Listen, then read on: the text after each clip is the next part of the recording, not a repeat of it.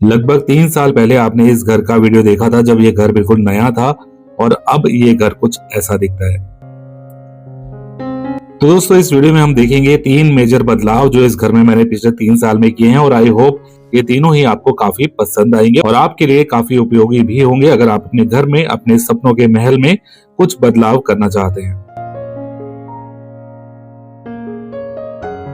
Entrance के ठीक बाद गार्डन एरिया पहले ऐसे दिखता था लेकिन उसके बाद हमने यहाँ पे कुछ इम्प्रूवमेंट की, हमने ग्रास लगाई, साथ में कुछ प्लांटेशन की और प्लांटेशन के बाद टॉप व्यू आप देख सकते हैं बहुत ही ब्यूटीफुल दिखता था। लेकिन हम यही नहीं रुके, तो ग्रास लगवाने का आइडिया गार्डन में बहुत ज्यादा सक्सेसफुल नहीं रहा क्योंकि आप जानते हैं देहरादून में कितनी बारिश होती है।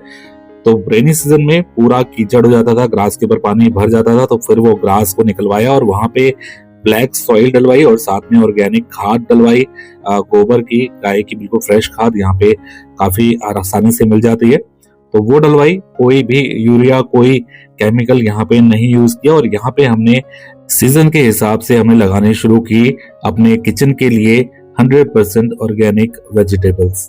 और फिलहाल मानसून के इस मौसम में हमने यहाँ भिंडी, करेले और पम्पकिन लगाए हुए हैं।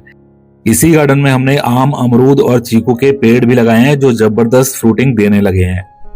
समय समय पे मौसम के हिसाब से हम यहाँ पे लौकी की बेल, तोरी की बेल, टमाटर, ब्रोकली, फूल गोभी, पत्ता गोभी, हरी मिर्च और भी बहुत कुछ लगाते रहते हैं। किचन गार्डन अच्छा लगा तो लाइक कीजिए और अपने सुझाव कमेंट करके जरूर दीजिएगा।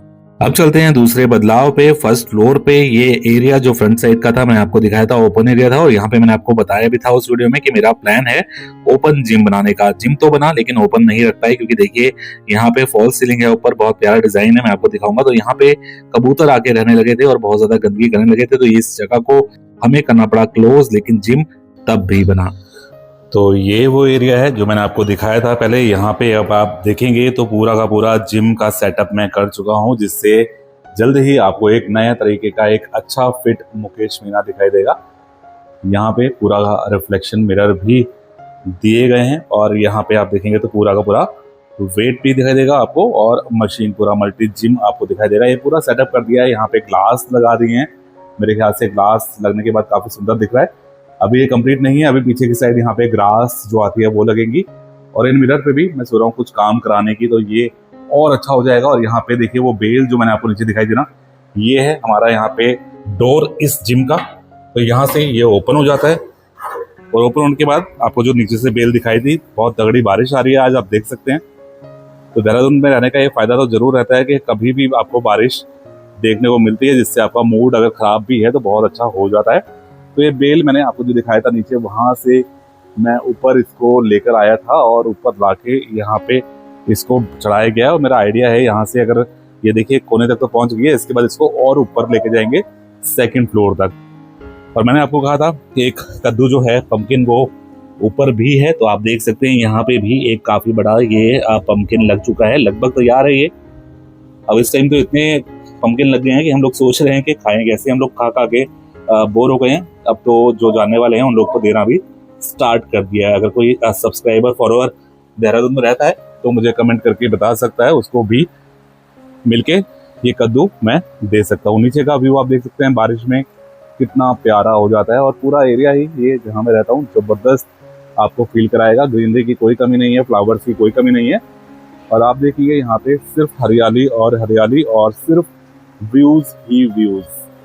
और अब देखते हैं दोस्तों वो तीसरा चेंज जो हमने किया है, बहुत खूबसूरत टेरेस आपने देखा था पहले ऐसा था और कुछ ही देर बाद शिफ्ट होने के बाद ही हमने यहाँ पे सेटअप करना स्टार्ट कर दिया अपना टेरेस गार्डन। नीचे आपने देखा हमारा किचन गार्डन और ये भी उसी का एक एक्सटेंशन है जो टेरेस पे है, तो इसको टेरेस गार्डन बोलेंगे। इसमें ये फैब्रिकेशन आयरन का कराया है, जिसके बाद काफी बारिश होती थी तो हमने इसको कवर भी कराया, वो आगे के वीडियो में आप देखेंगे। ये जो ग्रो बैग्स हैं ये हमने परचेज किए अमेजोन से ही, इनके लिंक मैं आपको डिस्क्रिप्शन में दे दूंगा।